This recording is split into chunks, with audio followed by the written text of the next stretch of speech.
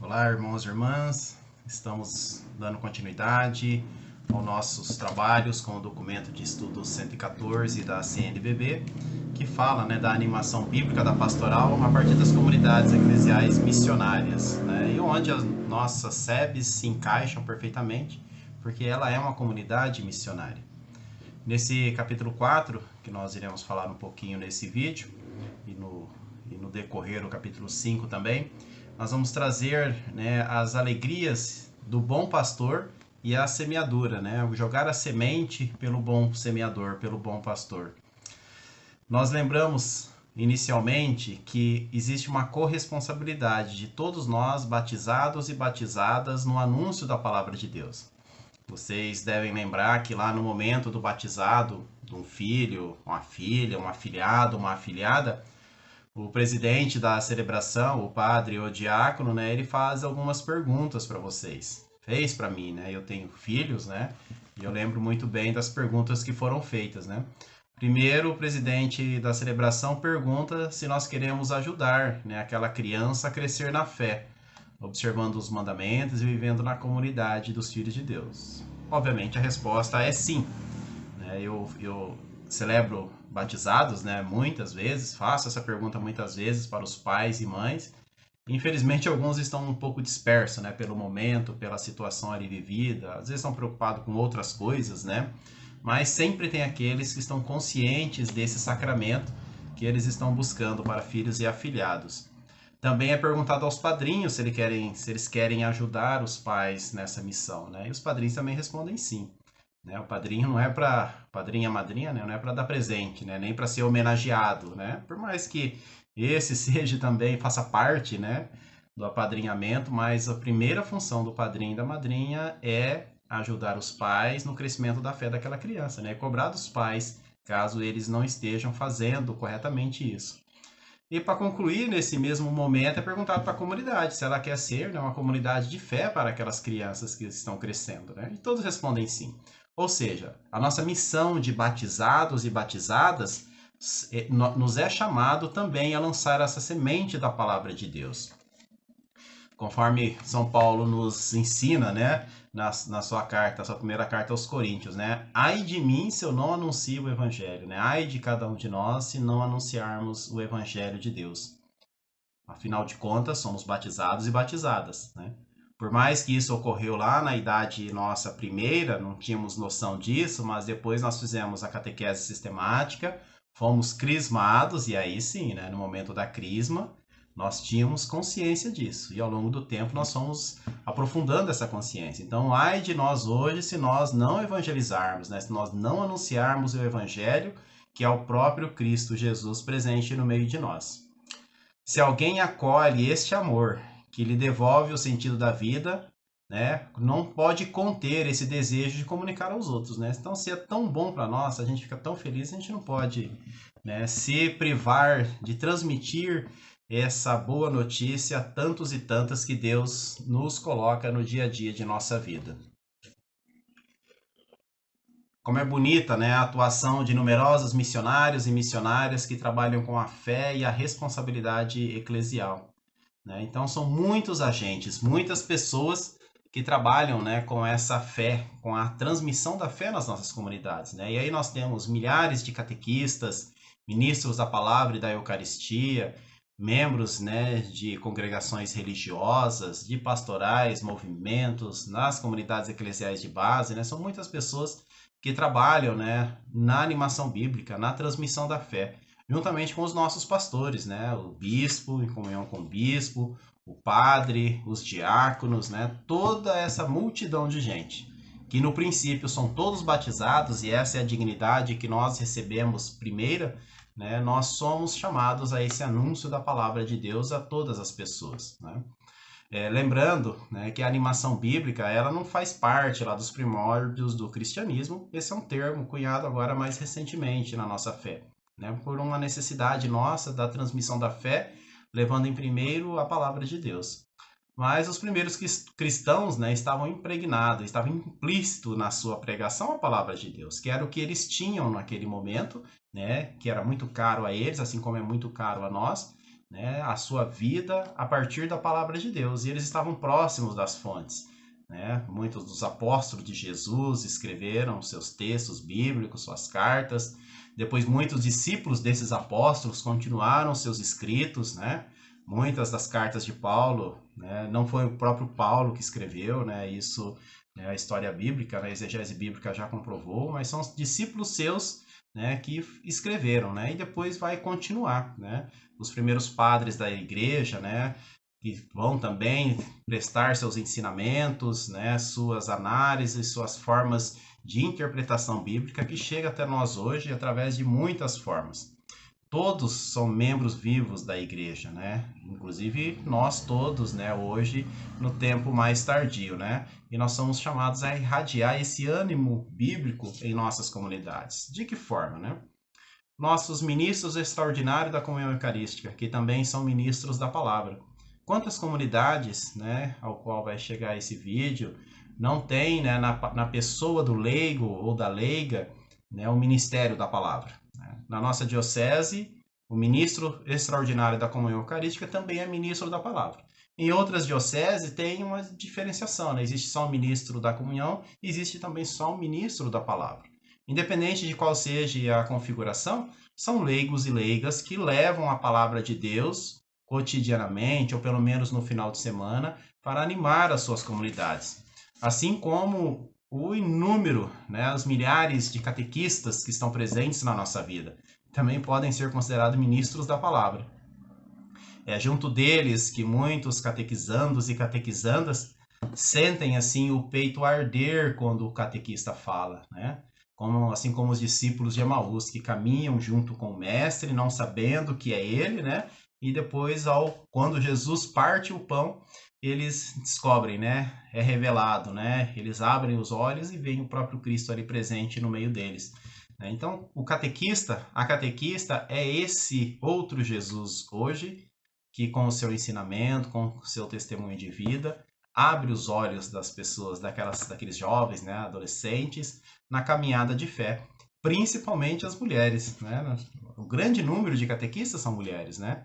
Lembrando que as mulheres são as primeiras, né, destinatárias da ressurreição, são as primeiras que ficam sabendo do anúncio da ressurreição. E muitas mulheres acompanhavam e serviam a Jesus junto com os discípulos, né? Em especial, a gente lembra de Maria Madalena, que é tida como a apóstola dos apóstolos, né? Ela estava ali presente na ressurreição, né? Em tantos outros ambientes, né, dos discipulados de Jesus. Então, a presença feminina, ela é essencial e indispensável na realização da ação evangelizadora, sobretudo na liturgia, na catequese e na animação bíblica pastoral, devido principalmente à sua sensibilidade, à sua paixão, à sua competência, à sua ternura, né, o seu serviço precioso à igreja em diversos âmbitos das pastorais, né? O padre Júlio aqui da Arquidiocese fala, né, das santas mulheres, né, que caminham conosco nas nossas comunidades, né? Todos nós em igualdade perante Deus. Um ambiente muito favorável, né, que nos é proposto para a animação bíblica, né, é a leitura orante da palavra de Deus. Já falei em vídeos anteriores, né, da fundamental importância de nos aproximarmos da Bíblia, não só para uma leitura, um estudo, né, uma parte mais intelectual, mas principalmente no âmbito espiritual, né, que é aquela palavra de Deus que aquece o nosso coração, que nos traz inspiração, que nos traz ânimo, sabedoria, que ela possa frutificar em atos e ações, né, na nossa vida cotidiana, lá fora, né? Então essa oração, essa leitura orante da palavra de Deus, que começa no meu íntimo, ela precisa também ter, né, reflexos na comunidade, né? Então a leitura orante, ela é individual, né, ela é pessoal, mas ela também é comunitária. Afinal de contas, igreja, povo de Deus, é comunidade. É a comum união dos filhos e filhas de Deus. Então ela precisa ter esse respaldo também, o íntimo e o comunitário, para que ela floresça e para que ela desabroche em nós, né, essa busca, essa vontade de estar em Deus. Aos ministros ordenados, né, especialmente os bispos, aqueles o qual devem ser primeiro ouvintes da palavra e depois anunciadores, os presbíteros também, que por viverem no cotidiano das comunidades, estar mais próximos das pessoas, é de quem se espera, né, essa animação bíblica por primeira. Os diáconos também são protagonistas desse anúncio da palavra de Deus, assim como todo o povo de Deus, né? Às vezes a gente fica um pouco com esse clericalismo, né, que é só os ministros ordenados, em especial os padres, que têm que ter esse protagonismo, mas não, né? Pode partir deles por uma missão, né, que eles se dedicam de corpo e alma, a vida toda para essa missão, mas tem que partir de nós também, né, principalmente dos leigos e leigas que nos acompanham, porque, né, eles estão no cotidiano da vida, né? E esse povo ao qual nós somos enviados, eles têm sede, eles têm vontade de Deus, né? E nós precisamos levar a palavra de Deus. Aos ministros ordenados, né, um ambiente bastante favorável é a homilia, né?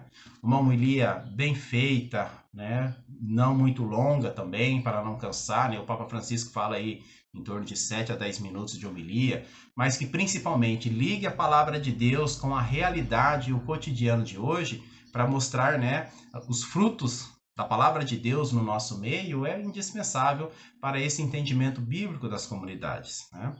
A vida religiosa, né, os religiosos e religiosas, o qual, né, consagram a sua vida à escuta da palavra de Deus e acolhem o evangelho como uma norma de vida, né? A pobreza, a castidade, a obediência, né, fazem parte da sua vida religiosa. Eles também, que estão no nosso meio, levando na sua vida todo esse trabalho, né, toda essa mística da palavra de Deus. O livro, em seguida, nesse capítulo, nos apresenta algumas normas, né, algumas propostas de trabalho da animação bíblica nas pastorais, que se iniciaram lá no Vaticano II, a partir da pastoral bíblica, e que depois foi se aprofundando e se desdobrando ao longo dos tempos. Assim, é muito enaltecido, os bispos nesse documento, né, falam com muita alegria de todos os trabalhos que vieram até agora para a animação bíblica, né, das paróquias, das pastorais, dos movimentos de serviço, mas ainda não é o suficiente. Nós precisamos aprofundar ainda mais, né? Precisamos torná-la presente realmente nas nossas pastorais e movimentos, né? Nas nossas comunidades. Ela precisa ser o centro, né? De onde irradia toda a nossa ação missionária, né? E a leitura comunitária é muito importante, porque vai evitar reducionismos da palavra de Deus, instrumentalização, fundamentalismo, né? Ele vai evitar, assim, que as pessoas usem a Bíblia apenas para justificar, né, posições políticas, polarizações, né, ideias pessoais ou projetos pessoais, porque não é pessoal, não é radicalidade, não é, né, puramente idealização e polarização. A palavra de Deus, ela é comunitária, ela é abrangente, ela deve atender a todos e a todas, né? Então nós precisamos viver a experiência de Deus, né, que está na palavra e frutificada, né, no nosso meio, nas nossas comunidades. Então o documento apresenta, né, algumas propostas de trabalho que nós já vivemos em nossas comunidades, pede para superar a pastoral de mera conservação, né, somente fazer por fazer, né, aquele pragmatismo da vida cotidiana, né, faz as coisas meio sem sentido, que muitas vezes acaba, né, dá em nada, né? Já ouviu aquela pessoa que fala que um dia cansou da pastoral, do movimento e saiu, sumiu, né? A gente até brinca, né? Ele assumiu e depois sumiu o trabalho, né? Às vezes falta um pouco de profundidade na palavra de Deus, né? Falta mais convivência, né? E o documento vai nos trazer como é que está, né, a animação bíblica a nível nacional, né, com as atividades que acontecem, os colégios, as formações dos padres, as formações dos leigos e leigas, né? As escolas bíblicas, lembrando que na arquidiocese, né, nós temos lá no CEPA, né, uma escola, né, de teologia bíblica constante, permanente para leigos e leigas. Nós temos, né, em faculdades locais, né, também formação, graduação e pós-graduação na teologia bíblica, que é muito importante, né? Isso não é para todos, né? Porque assim, é um estudo mais acadêmico, mais aprofundado, né? O que nós precisamos é que a palavra de Deus permeie as nossas realidades, né? E aí, esse é o foco fundamental, espiritualmente, pastoralmente e como linhas de trabalho nas nossas comunidades, né?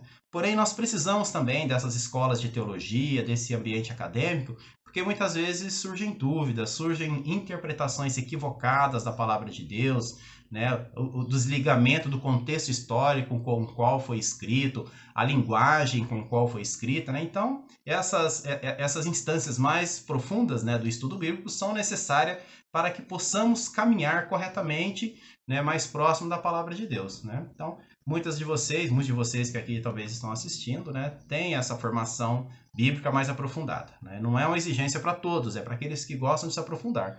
Mas nós que trabalhamos no cotidiano, nós precisamos sempre ter o apoio dessas pessoas, né, para que nós possamos ter um trabalho mais próximo da realidade, sem equívocos novamente, sem instrumentalização da palavra de Deus, e termos esse raciocínio, essa linha de trabalho mais uniforme, ligado à nossa comunidade, à nossa paróquia e ao nosso bispo diocesano, né, dando essa unidade da comunidade, né? E buscar, né, contar sempre com os meios de comunicação, né? Hoje, né, estamos tão presentes como nunca estivemos nos meios de comunicação. O povo católico levou um pouco mais de tempo para se colocar, né, de forma permanente na televisão, no rádio, né, e agora na internet, né, nas redes sociais, mas nós estamos muito bem agora, né? São inúmeras TVs católicas, rádios também, inúmeros, né, perfis e páginas, né, e tudo mais que nós temos aqui nos canais, né, digitais. Por exemplo, esse vídeo, né, que está no canal da SEBS do YouTube, né, aqui da Arquidiocese de Maringá, é um meio de trabalho e, né, de levar a palavra de Deus às outras pessoas.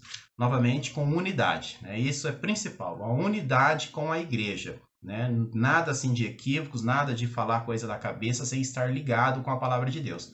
Afinal de contas, nós temos todo um magistério da igreja que nos dá respaldo para que possamos, né, ser fiéis nessa transmissão da palavra de Deus no dia de hoje. Em seguida, no capítulo 5, o documento nos apresenta, né, a palavra de Deus em diversos tipos de terreno. Lembrando novamente, né, a parábola do semeador que semeou nos mais variados terrenos, né, e somente um é que produziu frutos. Os bispos nos apresentam, né, nos lembram, na verdade, esses vários terrenos onde são semeadas a palavra de Deus e que delas esperam frutos. O primeiro terreno, e talvez assim o mais importante, que é o que está presente ou deve estar presente na nossa vida, é a liturgia, né? A partir da Santa Missa, da celebração, né, da palavra do Senhor, da comunhão do corpo e sangue do Senhor, né, esse primeiro terreno apresentado pelos bispos, né, o qual deve ter assim, uma atenção toda especial de nós, participantes, e também dos presidentes da Santa Missa, né, no caso o bispo e o padre, né. As Divinas Escrituras sempre foram veneradas como o próprio corpo do Senhor pela Igreja, né? Então, temos aí, né, na Sagrada Liturgia, né, essa forma de viver, o próprio corpo do Senhor presente na Sagrada Escritura, né? Tanto na mesa da palavra, quanto na mesa do corpo de Cristo. Então, o Concílio Vaticano II nos traz, né, nos resgata para nós essa dimensão das duas mesas e a importância e igualdade, né, de importância das duas mesas, a mesa da palavra e a mesa da Eucaristia. Porque a igreja funda-se sobre a palavra de Deus, nasce e vive dela, né? Essa é uma citação lá da Verbum Domini, no seu parágrafo 3, né, que a igreja, então, ela nasce e vive da palavra de Deus. A palavra de Deus, né, na Sagrada Liturgia está presente também em vários outros momentos da vida litúrgica, né? Nos sacramentos que são distribuídos ao povo de Deus, né, nós vamos observar que nos ritos de batizados, que nós já falamos agora há pouco, nos ritos de casamento, né, começa pela palavra de Deus, pela leitura e meditação, porque a palavra de Deus foi essa primeira manifestação de Deus ao seu povo, né, aos nossos antepassados, e nos chega até hoje. Então é urgente, né, que a gente amadureça essa convicção, né, pastoral de que a palavra de Deus tem que estar presente em todos esses ambientes, né? Também está presente, né, em outras formas litúrgicas, né? No caso, a liturgia das horas, né, principalmente nas laudes e nas vésperas, A liturgia das horas, né, é a oração por excelência da igreja, né? É proposta aos ministros ordenados e aos religiosos e religiosas, né, que de uma maneira mais intensa precisam meditar esses momentos ao longo do dia, né? Proposto 4 principais momentos, né? As laudes de manhã, as horas médias, mais ou menos na hora do almoço, as vésperas no final do dia e as completas antes de dormir, né? Então, nesses 4 momentos, ao longo de 4 semanas, que são chamadas semanas do Saltério, são distribuídos inúmeros salmos e cânticos e trechos, né, proféticos, né, da palavra de Deus, sapienciais, né, onde nós meditamos, né, principalmente a partir dos salmos, né, essa presença de Deus no nosso meio. Cantamos a alegria do salmista, ou lamentamos com o salmista as tristezas, né, da vida difícil, dos sofrimentos do passado, mas nunca perdendo, né, a centralidade de Deus em nossa vida. Para nós, as comunidades eclesiais de base, né, tem também, né, uma liturgia um pouco mais breve, né, para que facilite, já que a nossa vida, né, um pouco mais conturbada com os nossos afazeres familiares, profissionais, né, estudantis, né, é nos proposto o ofício divino das comunidades, né, que é aquela leitura gostosa que a gente faz, aquela celebração, né, gostosa que a gente faz, onde é pautada na liturgia das horas. Também seguimos o ciclo, né, das 4 semanas do Saltério, entoamos cânticos e hinos a Deus, agradecendo pelo dom da vida, louvando a Deus, louvando a união dos irmãos e irmãs presentes na caminhada. Então, nesses ambientes da liturgia, a palavra de Deus está muito presente e precisa ser valorizada, né? E na liturgia ainda se enquadra, né, se encaixa também a celebração da palavra, né? Nós falamos um pouquinho antes sobre a celebração da palavra feita por ministros leigos e leigas, né, onde trazem a palavra para a convivência das comunidades, né? Os bispos nos lembram, né, assim como está no documento 108 da CNBB, Ministérios de Celebração da Palavra, onde dá toda a orientação, né, para que se possa ser frutuosa essa celebração da palavra no meio das comunidades.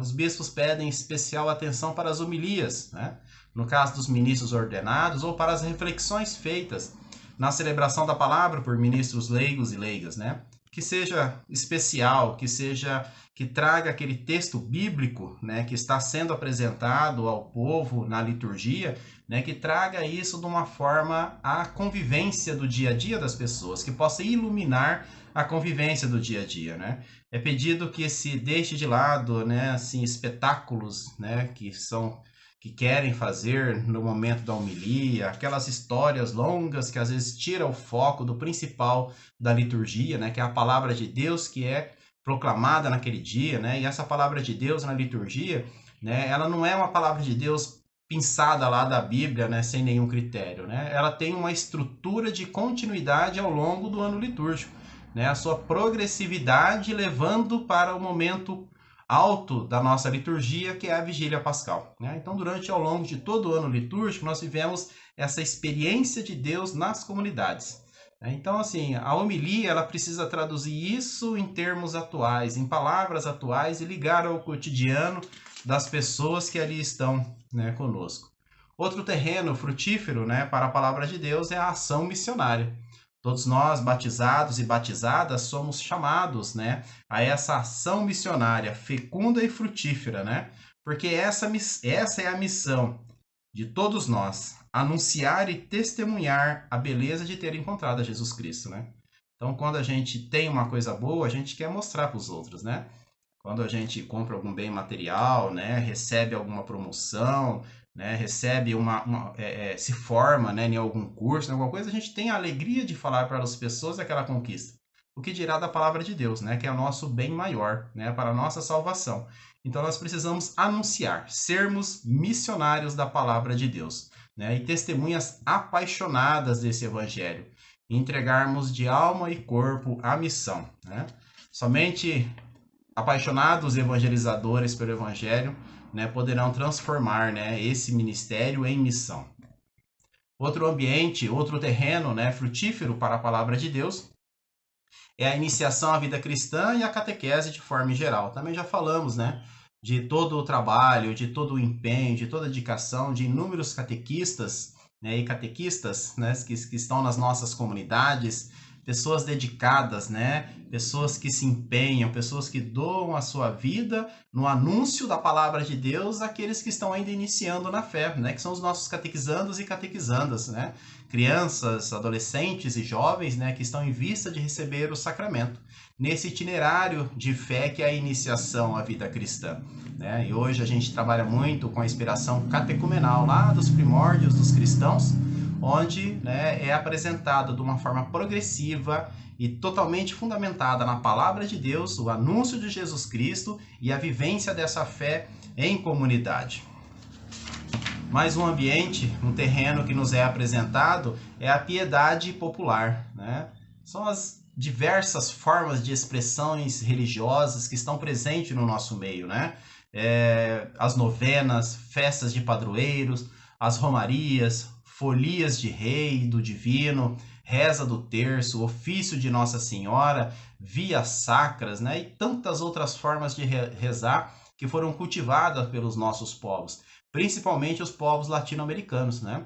Onde, por inúmeras conjunturas históricas, sociais, de exclusão, de perseguição, de violência, né? O povo ficou um pouco afastado da vida cotidiana da igreja e se prevaleceu da religiosidade popular para alimentar a fé.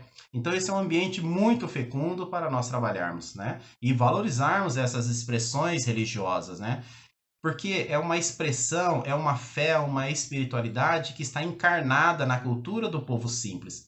A gente pode ver que as pessoas mais simples, mais humildes, eles têm uma espiritualidade, né, dessa religiosidade popular muito forte, né, muito presente na vida deles, porque é essa fé do povo mais simples, do povo mais humilde, né, desse povo que tem sede de Deus, né, e que eles encontraram nessa expressão popular como encontrar a Deus, presente na palavra que está junto dele. Outro ambiente, outro terreno é a família, né, a família primeiramente, né, formada no ideal familiar inspirado na Sagrada Família, né, Jesus, Maria, José, o pai, o homem que se une à mulher, né, formam um casal, geram filhos, né, então esse núcleo familiar do ideal familiar cristão, mas também todas as outras expressões familiares, né, todas as pessoas que se juntam por um interesse comum, pela sobrevivência, pela alegria, pelo afeto, pelo carinho, todas essas pessoas que formam família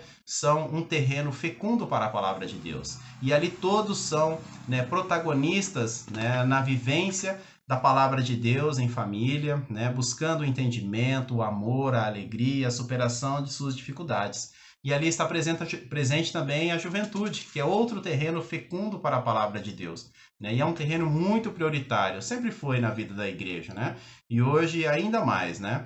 Então, as juventudes, e o documento fala de juventudes no plural, porque existem muitas expressões de juventude, né? Muitas formas de viver desses nossos jovens de hoje, né? Não é mais somente uma vinculada a uma pastoral ou a um movimento, mas sim são diversas formas de viver, né? E lembra que a palavra de Deus precisa ser lâmpadas para os pés deles, né? Assim como é lâmpada para os nossos pés, né? Nos ajudam a caminhar, né? E lembrando que Jesus pergunta, né? A quem enviarei, né? E nós, os nossos jovens, assim como nós, também respondemos: eis-nos aqui, envia-nos, Senhor, né? Não digas, sou apenas um menino, um jovem, uma menina, né? Mas estou contigo, né? O Senhor diz: estou contigo para te livrar de toda adversidade. Então as juventudes são esse campo fecundo, né? Onde a palavra de Deus pode germinar. E nós precisamos, enquanto mais adultos, né? Mais maduros na fé, criar ambientes que favoreçam essa juventude a caminhar conforme o desejo de Deus. Um caminho fundado na palavra de Deus, né? Então, o que eles precisam, os jovens precisam de educadores praticantes da palavra de Deus, né? Que saibam abrir horizontes de esperança e em alternativas às mensagens correntes, né? Que hoje estão muito presentes na vida deles, né? O individualismo, o consumismo, o hedonismo, né? O prazer pelo prazer, né? Tantas outras propostas, né? De violência, de drogas, de alcoolismo que estão presentes no meio deles. Eles precisam, ainda mais hoje, desse contraponto do nosso testemunho. A palavra de vida eterna que todos nós, principalmente eles, têm desejo, têm anseio por encontrar. Mais um terreno que os bispos nos lembram é o diálogo no ecumenismo e o diálogo interreligioso, né? A Sagrada Escritura, ela é um patrimônio comum de todas as igrejas cristãs, né? Ela não é uma exclusividade nossa de cristãos católicos, por mais que foi São Jerônimo, né, lá no século IV, que compilou o cânon bíblico, né, que traduziu e trouxe até nós, né, essa grande riqueza que é a palavra de Deus, fundamental na nossa vida, mas ela não é exclusividade nossa. Nossos irmãos protestantes, né, os que nós chamamos de evangélicos, né, mas o termo correto é protestantes, né? Nossos irmãos protestantes têm também na palavra de Deus esse patrimônio que é deles também, né, assim como é nosso. Então, a partir desse patrimônio comum, nós precisamos, né, que esse terreno do ecumenismo seja um terreno de paz, de comunhão, respeitando as diferenças, respeitando as formas próprias de expressões de fé, mas buscando, né, em todo momento, né, essa dimensão de que para que todos sejam um, né, que nós todos sejamos um em Cristo Jesus. E o diálogo interreligioso com outras religiões não cristãs, né, os judeus, os muçulmanos, né, e tantas outras expressões de fé também, né, que onde nós temos o amor pelo próximo, né, a paz acima de tudo, a justiça, que é desejo comum de todos nós, possa prevalecer, né. Os meios de comunicação, né, são também outro terreno onde nós podemos, né, semear e colher muitos e bonitos frutos de evangelização, em especial nesse tempo pandêmico que nós vivemos. Quantos de nós não acompanhou aqui, né, por esses aparelhos que vocês estão me acompanhando, ou pela televisão, né, as missas, as novenas, as orações, as exposições do Santíssimo, né, as reflexões, os estudos bíblicos, né, os meios de comunicação. Os bispos só pedem para cuidar, para que tenha uma linha de trabalho em unidade com a igreja, evitem excessos, evitem desvios teológicos e doutrinários da fé católica e se mantenham fiéis a palavra de Deus. E por fim, um último terreno de semear a palavra de Deus é a formação dos ministros ordenados, né, os padres e bispos e os diáconos também, né?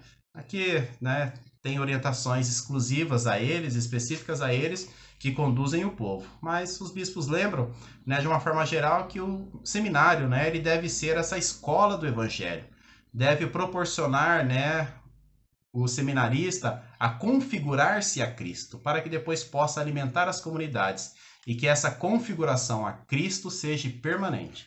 Não fique somente no tempo do seminário, mas seja por toda a vida. Assim como é a formação permanente de todos, né, leigos e leigas de caminhada, né? A gente nunca se dá por completo. Sempre temos o que aprender, sempre temos o que ensinar e partilhar, e a conversão está sempre presente em nossa vida. Enfim, né? Em todos esses terrenos, poderemos produzir muitos frutos de Deus. Que frutos são esses? É o fruto da fé, da esperança, da solidariedade, da justiça, da paz, da sinodalidade, caminhar juntos e da comunhão fraterna entre irmãos e irmãs. Muito bem, né? Terminamos mais um vídeo, né? Se Deus quiser, até o próximo vídeo. Fiquem com Deus.